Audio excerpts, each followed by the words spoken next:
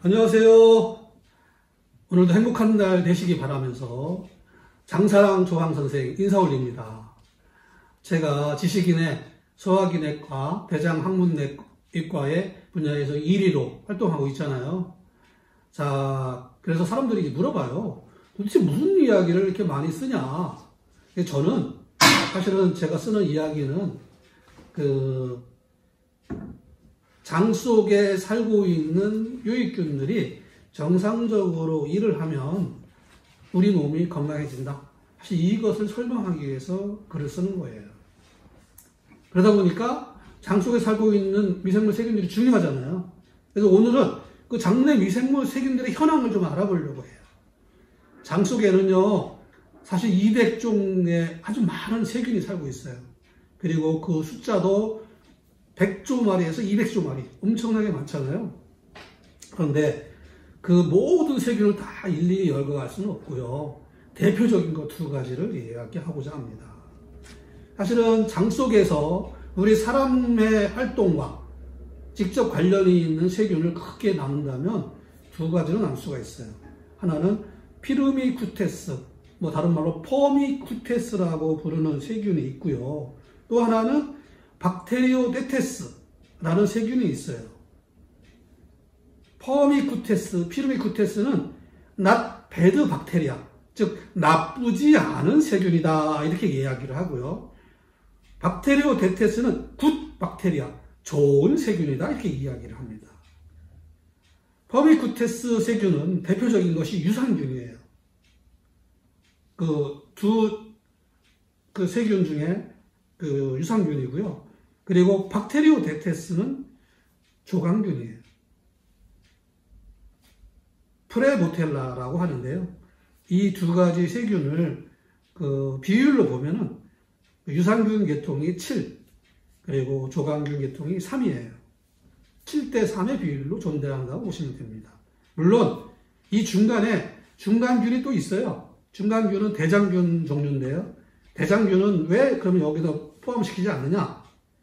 대장균은요, 이놈들이 박쥐 같아요.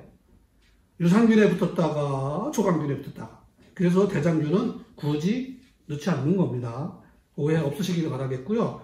자, 이 유산균, 조강균 비율이 7대 3인데 건강한 사람은 당연히 이렇게 7대 3의 비율로 일을 합니다. 유산균은 우리가 음식을 먹잖아요. 그 음식물을 먹으면 이게 100% 소화가 되지는 않습니다. 그래서 장으로 내려가면 거기에 있는 그 탄수화물, 녹말 있잖아요. 녹말, 그리고 그 지방, 단백질을 분해해서 변을 만드는 균이 바로 유산균이라고 보시면 됩니다. 그리고 조강균은요, 섬유소, 저분자 섬유소를 먹고 일을 해서 효소, 호르몬, 탄수지방산, 비타민 이걸 만들어서 몸에 보내주는 역할을 하는 균인 거예요. 그래서 굿 박테리아라고 하는 거예요. 유산균은 좋은 변을 만드니까 not bad 박테리아라고 하는 거예요. 이해가 되시죠? 그래서 건강한 사람은 이게 7대 3의 비율로 존재를 하는데 아픈 사람들을 조사해 봤어요. 그랬더니요, 아픈 사람들은 이게 9대 1, 심지어는 10대 2 빵! 이런 경우도 있더라고요. 즉, 아픈 사람은 뭐야? 조강균이 일을 안 하는 사람들인 거예요. 아픈 사람들도 유산균은 일을 해요. 그렇지만 조강균이 일을 안 해요. 사실은 생각을 잘 바꿔보시면요, 조강균이 일을 안 하는 사람이 아프다? 그러면 조강균이 일을 하면 아픈 게 낫는다? 이렇게 역설이 생각이 되잖아요. 그러니까 사실 평소에 조강균이 일을 할 수 있도록 그들에게 먹이를 공급해 주는 게 굉장히 중요한 겁니다. 아까 말씀드렸는데요, 조강균의 먹이는 뭐예요? 저분자 섬유소. 유산균의 먹이는 녹말, 지방, 단백질. 이렇게 이해를 하시면 되는 거예요. 그래서 사실 평소에 우리가 먹는 것이 녹말, 지방, 단백질이잖아요. 먹으니까 어떻게 해요? 유산균은 일을 잘 해야 안 해요? 당연히 열심히 일을 하죠. 그런데 저분자 섬유소를 안 먹으면 조강균이 일을 할까요? 못하죠. 그래서 조강균에게 먹이를 주는 게 굉장히 중요한 겁니다. 조강균이 열심히 일을 해서 그 비율이 30%가 되게 만들어줘야 된다는 거예요. 그 건강하지 못한 분들은 이 비율이 전체 균 중에 10%도 안 돼, 1%도 안 돼, 이런 거예요. 그래서 이 균들이 다시 정상적으로 일을 하도록 그들에게 먹이를 주는 거예요.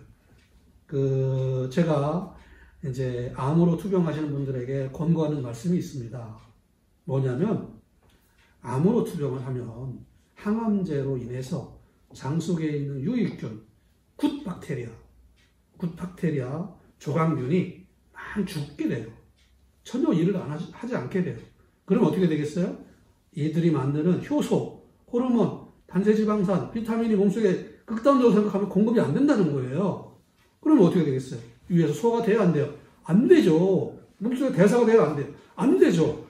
그러니까 그 항암 치료를 하는 분들이 구토를 하는 거예요. 소화가 안 되니까. 또 항암 치료하는 분들이 설사를 하는 거예요. 소화가 안 되니까.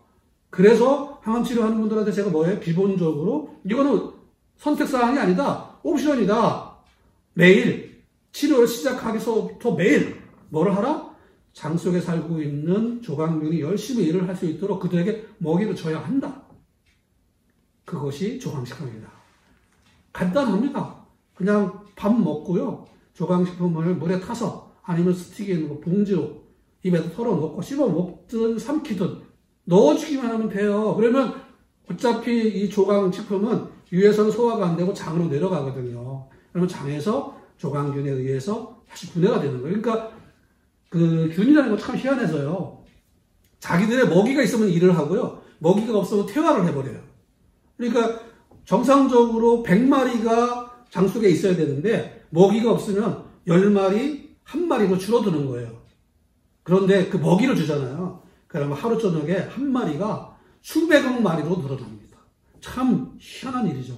그래서 그 항암 치료를 하는 분들, 몸이 아픈 분들은 반드시 조강균의 먹이를 매일 꾸준히 섭취해 주셔야 돼요. 그것만 잘 하시면요, 치료 잘 됩니다. 현대의학이 정말 발달되어 있잖아요. 그래서 그 암 바이러스, 뭐 이런 거는 굉장히 잘 잡아요. 근데 문제는 체력을 유지시키지 못하니까 쓰러지는 거예요. 자, 쓰러지지 맙시다. 무너지지 맙시다. 그러기 위해서 뭐 해야 돼요? 장내 유익균, 조강균에게 먹이를 줘야 한다. 이런 먹이가 저분자 섬유소 조강식품입니다. 이해가 되시죠? 오늘은 장 속에 살고 있는 미생물 세균들의 분포에 대해서 이렇게 같이 한번 나눠봤습니다. 들어주셔서 감사합니다. 안녕히 계십시오.